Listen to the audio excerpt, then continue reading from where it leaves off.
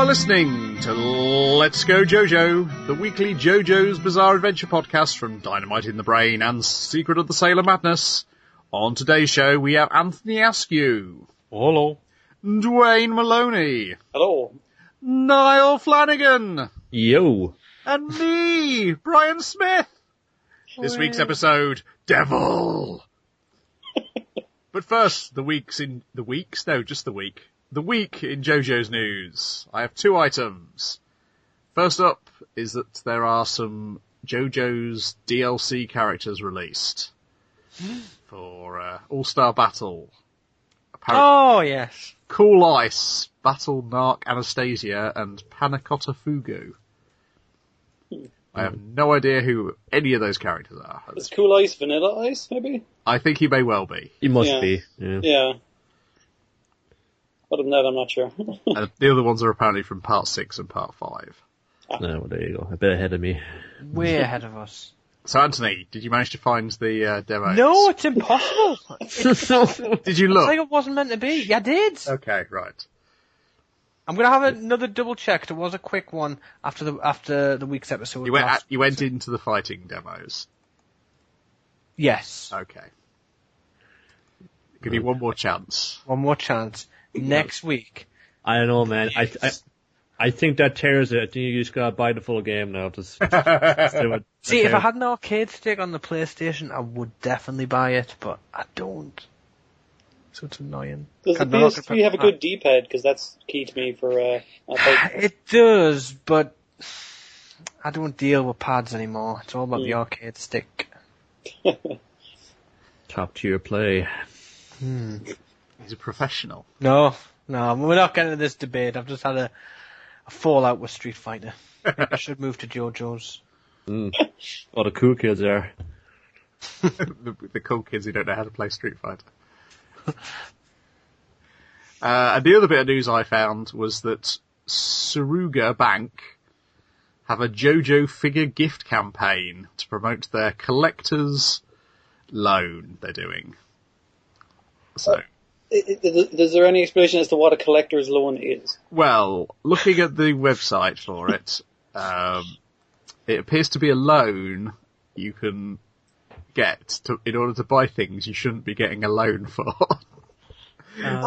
So spend over your limit loan. Yeah, the advert has pictures of vintage jeans, vintage leather jacket, alcohol, I assume of a vintage, a watch, a camera, stamps, a guitar, and some dolls. So presumably this is a loan you can get to spend on JoJo's action figures that you haven't won. Promote. It's just called what it is the impulse buyer's loan. Yeah. If you are a person who has no control over their spending, then we're the bank for you. It sounds like me. I mean, like, we're not quite out of the friggin' economic downturn. Why would you... It's like, well, let's get it back going. You gotta jumpstart the economy, man. And who is better to be the face of putting people into unnecessary debt than Star Platinum? And a completely emotionless purple face gazing at you from their Twitter feed. Yeah. Well, platinum credit card, just the two terms are kind of synonymous, so it's probably what they were going for. When you said it initially, I thought it was just like those the Meerkat toys that they were giving away. Oh, yeah. I don't know, you got a credit card with them and you get I think it's some sort of lottery. It looks like they've also been helped out by Kitaro's dad from JJBA no Kitaro, because there's a picture of him, a statue of him basking in his bowl with some women. Alright. With his loan, Kitaro's dad pay for these high-end prostitutes. R2-D2 here's as well. There's some anime girl riding on the back of a Millennium Falcon. Wow. Cupid dolls, all sorts of things you could borrow money from them in order to buy. R2-D2 Claire. So, anyone else find any exciting JoJo's news? No. Nothing exciting. No, I'm afraid not. Nothing crazy. Nothing, loads of other stuff, but nothing crazy. It was still lots of people reporting on those trainers this week. I do want them. But... Only this week, though. Come on, guys. This is, that story is yesterday's news. It's last week's news. Exactly. Let's move on to this week's episode, Devil, and I shall do a brief synopsis for you, the listener, and you, the other people on this podcast. They arrive in Singapore, where we get the typical kid things people tell kids about foreign countries, is that you'll be fined for throwing litter in Singapore. And so we get a bit of that with Polnareff. They think his luggage is garbage. It's all a hilarious misunderstanding. It is hilarious. It's not like he was bringing his clothes in a bin bag or anything. The question is, what other clothes does he have? Took the words out of my mouth. I kid you not. That he's not wearing them on top of the very little clothes he's wearing already.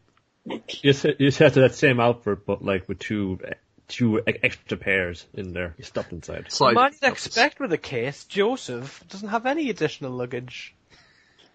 Well, he's like me. He just goes and buys stuff whenever he arrives somewhere else. It's true. Yeah, it must be doing that. Yeah, he got that fabulous pink shirt. It's style in Singapore.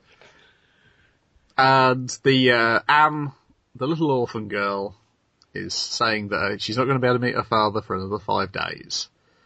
So they decide to help her out and have her stay in the hotel with them. They check into a fancy Singapore 80s hotel, and they all have to decide who. They take 4 rooms all in a row. It's Avdol and Joseph staying together, the 2 students staying together, and then Polnareff and the girl each on their own room. Polnareff goes into his room and is surprised to, well, he's not surprised because he notices the clue that someone is hiding in the tiny refrigerator because they have taken everything out of the minibar and let it go off on top of the minibar. That is a great bit. It's just like, how did you know I was in the fridge? It's because you fucking left everything out melting. Polnareff's going to have to pay for that as well. This guy is apparently called Soul Survivor, but he is also called Devo, which is what they've changed his name from. And Polnareff seems to take care of him in pretty swift fashion, taking his eye out, and then the guy leaps off the balcony. But as he's thinking that was pretty easy, something slashes his ankle. And before you know it, he's tied up underneath his bed, being attacked by a devil doll. In the meantime, he told the others that he'd been slashed, and they were all going to arrange to meet in 5 minutes. And they all go and meet up in whose room is it? It's Joseph's room, I think. Yeah. Joseph and they're all there, not really worrying about Polnareff in the slightest that he hasn't turned up. He was the one that called them in a panic. I know. It was a stand user. Everybody hates Polnareff. Polnareff, the bulk of the episode is taken up with the fight, and we'll get into more details of that later. He manages to beat Devo and this devil doll stand that he has, stumbles into the room, and none of them have any concern for him in the slightest, despite the fact that he's bleeding copiously out his neck and head. Joseph says his timekeeping's bad. Yeah, they chastise him for being late. Oh my god. I felt really annoyed at the rest of them. I was just like, guys, he's clearly, like, bleeding. Like, Polnareff, stop bleeding on the carpet, come on. We got to find out how to beat this guy. It's like, I've been in a deadly fight for my life. But it happens every day, they're used to it. Like, what are you complaining about? Thankfully, in the epilogue, they do address the fact that they're leaving a trail of bodies all over the world, and Polnareff has been arrested for the body which is found in his room of the room service guy who unfortunately interrupts the fight, and also the body of Soul Survivor, which was found in a toilet. Which is where he was how he stashed them away, or at least it comes across like he stashed the body away. Yeah. Like, as if he could get away with it. But he's saved by Speedwagon lawyers. Uh, And Corruption. where would they be at the Speedwagon Foundation? Just, like, buying him out of jail, checking into 5-star hotels on their dime. Man. Well, he wasn't. Yeah, he's getting used to that money in death that Joseph is seeing, so that it's all spent wisely. And the final scene is Joseph using his stand to get spirit audio via a TV set in order to get a cryptic clue by changing the channels rapidly as to what Dio is up to. And it tells them that, oh god, I can never remember the guy's name. You've read Kakyoin. Kakyoin is a traitor. And then all of a sudden a picture appears of Dio saying, "Oh, you're watching me, Joseph." And it flows the TV set. I imagine he just says that all day long, just in case they are watching him, just to catch him at the right time. Like, when this catches him, this is going to freak the fuck out of him. It's great. Yeah. And I'm going to do the answer this time and say this is the best episode so far. It is? It is. This is like the most notes I've written down so far. I've gotten onto 2 and a little bit pages of I notes. didn't write a single note. It was that good. I was enjoying it. Yeah, same here. That was I just all off watched the it. I dome. didn't have time. Off the dome. I gotta say, which is freakier, right? Creepy porn looking at monkey, or doll? The monkey's freakier, but the doll had a great voice. The doll reminds me of friggin' the thing in what's that Steven Spielberg one with the ghosts? Poltergeist. Yeah. Oh, yeah. I just hate that bit. I don't like the idea of a doll running around and hiding under the bed, and it really freaks me out. It is scary.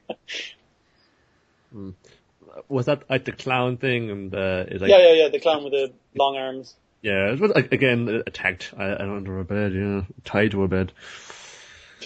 I don't know. I wouldn't want this devil doll to be fun going after me. He's a vicious little fecker. This guy. He found not one but 2 cutthroat razors for cutting off faces.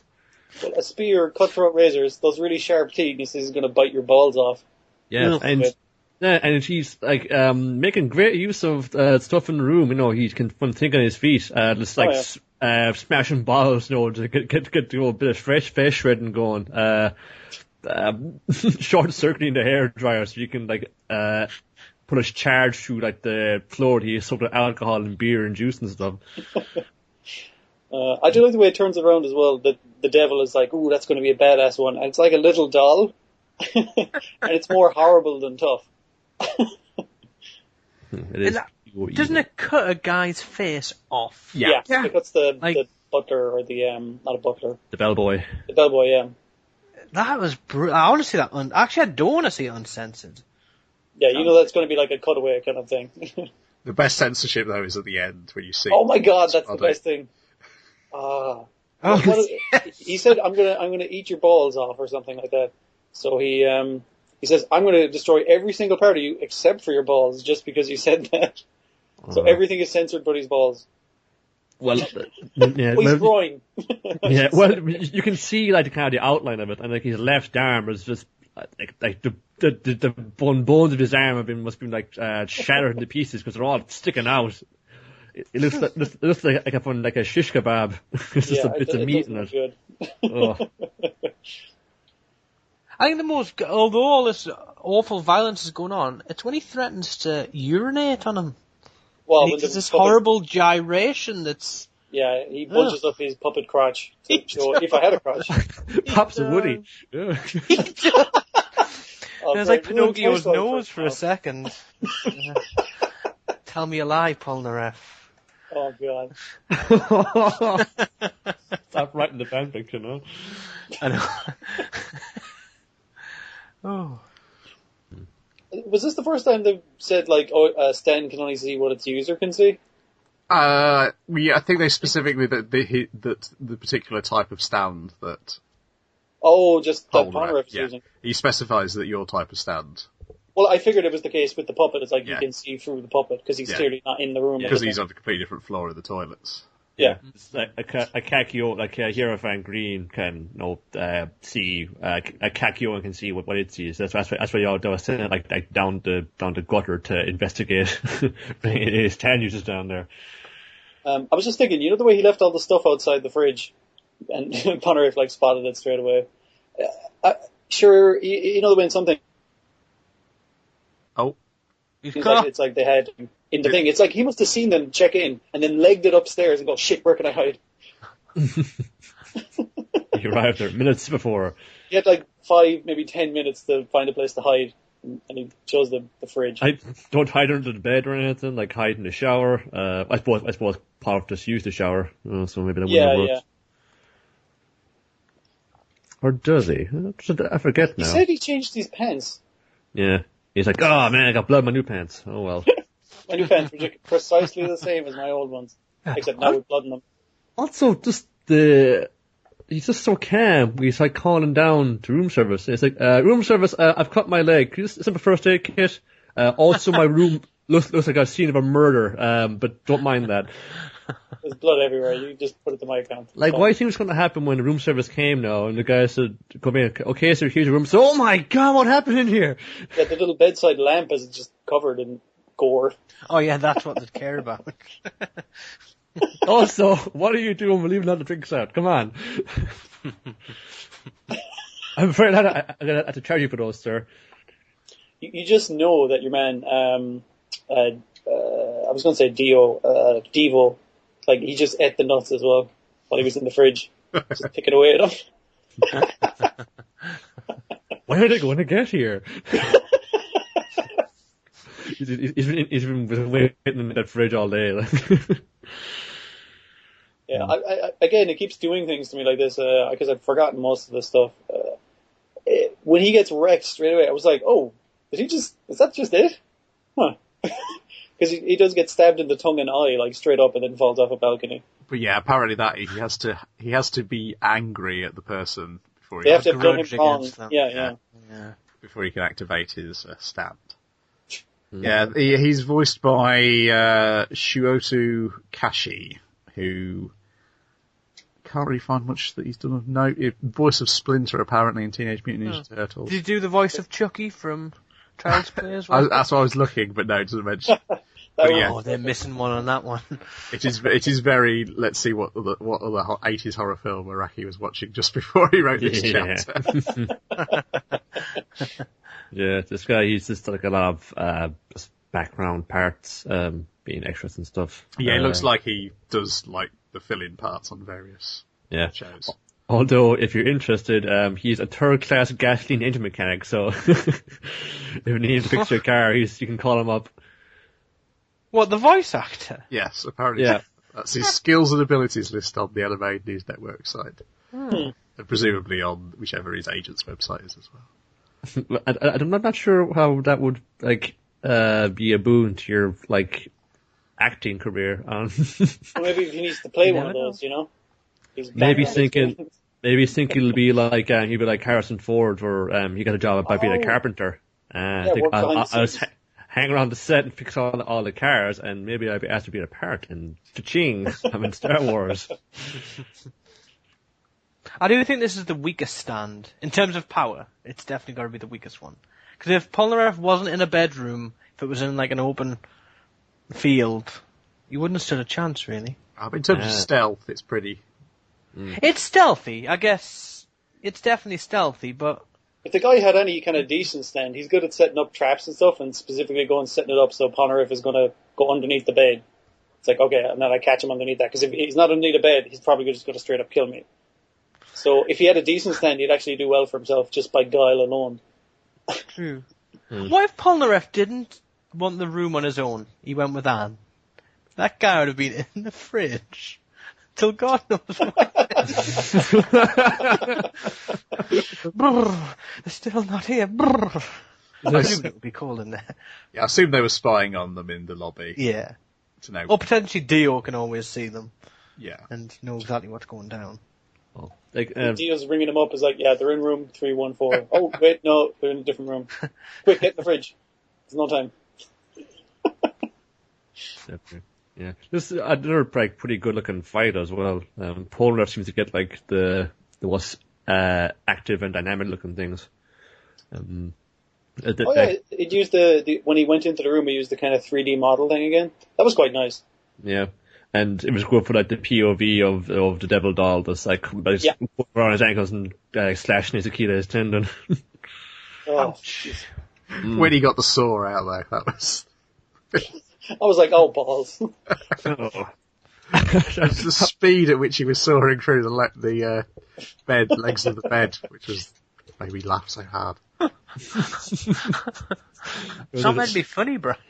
Yeah. But the creature's laughing as he's doing it. I think it is supposed to be funny. Yeah, it probably is. Well, it's funny for everybody except Polnareff. Yeah. Which means it's funny for everybody. Yeah. Yeah. Again, there was some more like Looney Tunes stuff going on there. Yeah. I mentioned it before. Yeah, but it just like because Sivachari can't see where a thing is, it's just like kind of slashing wildly around, and there's a good shot where the camera is just circling around, and the devil doll is bouncing all over the room, and it hops onto his back and bites him on the neck. Oh Jesus, yeah. It looked really nice. and I thought to render the sawdust on the carpet from when he saw the legs off. It's like just a little detail that does things for me. And also stands don't appear in mirrors. That may have just been animators being lazy, but they don't appear in mirrors. But was his stand like possessing the doll? I believe so, yes. Because I mean, like when they show the stand, it's like some weird alien-looking guy. So presumably that is possessing the actual physical doll. On the eye catch, yeah. Yeah. That's a point, actually. Maybe, Do stands not show up in mirrors, or if a stand user obviously can see him? No. Well, I just know what's like just in there. Like Sivachari was right in front of the mirror, but there was no reflection back there. It might have just been just saving money for saving animation money, but I thought maybe appear in mirrors, considering that there. He was holding a hairdryer at the time, so he could have found him that way. Yeah. It's funny, interesting, just considering that there is like a stand user like a little later on who stand like attacks via mirror. Oh yeah. Yeah. The rules are pretty vague. About to change. So I believe someone pointed out that the later Star Platinum gets described as a close range stand. Despite the fact when he's first introduced, it had apparently been wandering all over town getting stuff. Stealing shit. Yeah. Maybe the stand was like, I don't know what my deal is yet, so I'm just going to rob shit. Hope that's cool.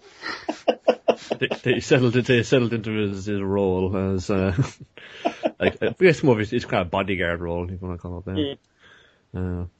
Man, I mean, between Polnareff's room, an exploding TV, a dead bellboy, and a dead Devo in the toilet, that hotel has got to lose a couple of stars.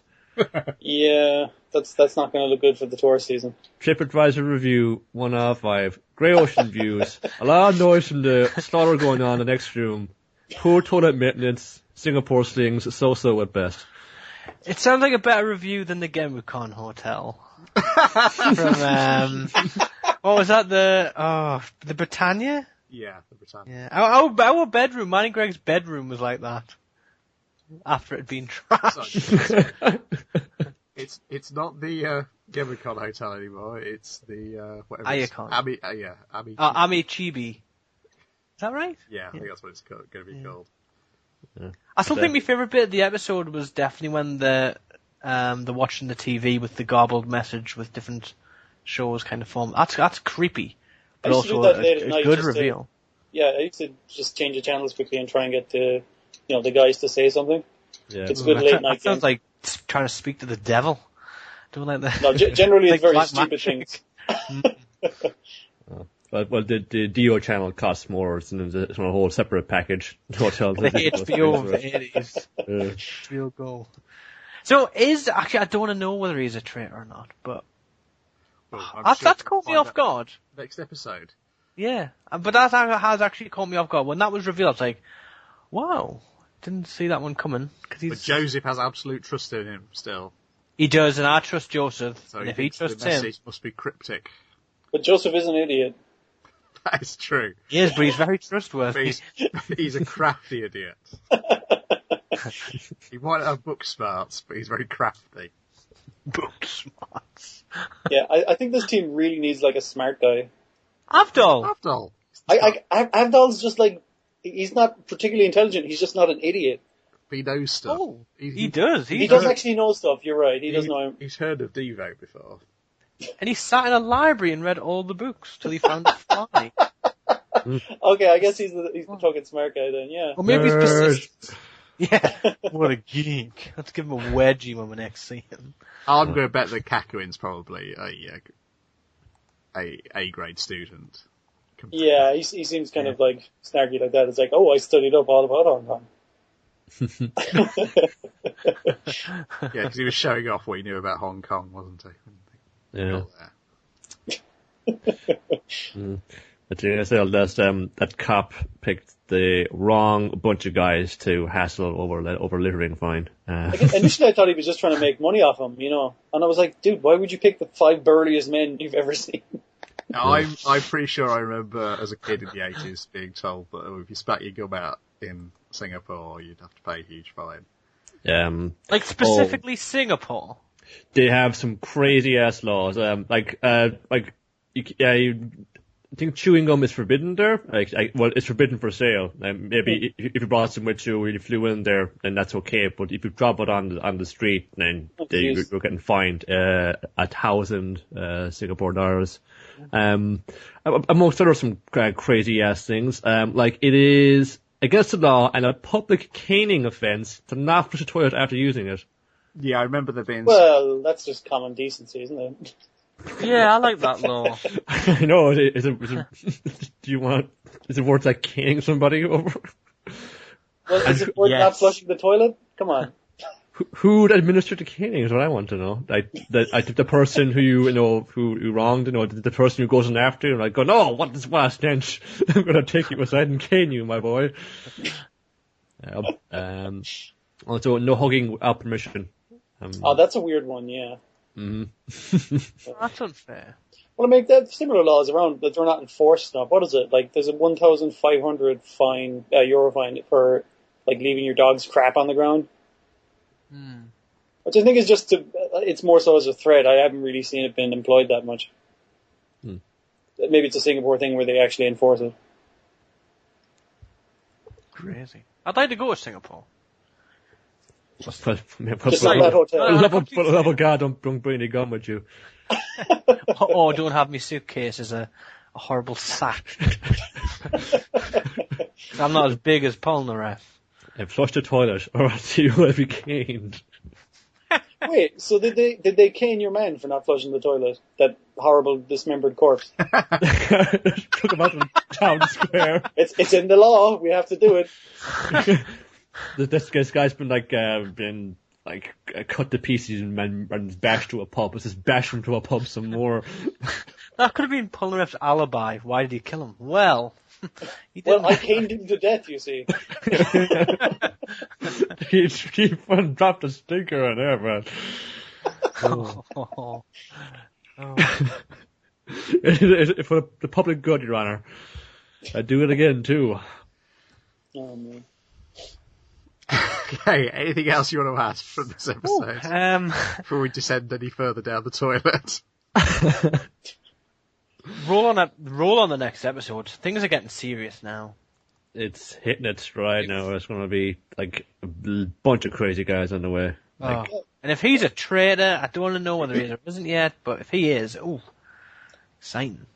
I gotta say, like, for an episode that was pretty much entirely like a fight in a room, this is really good, because I mean, like, they didn't even manage to put on the credits. They were so busy.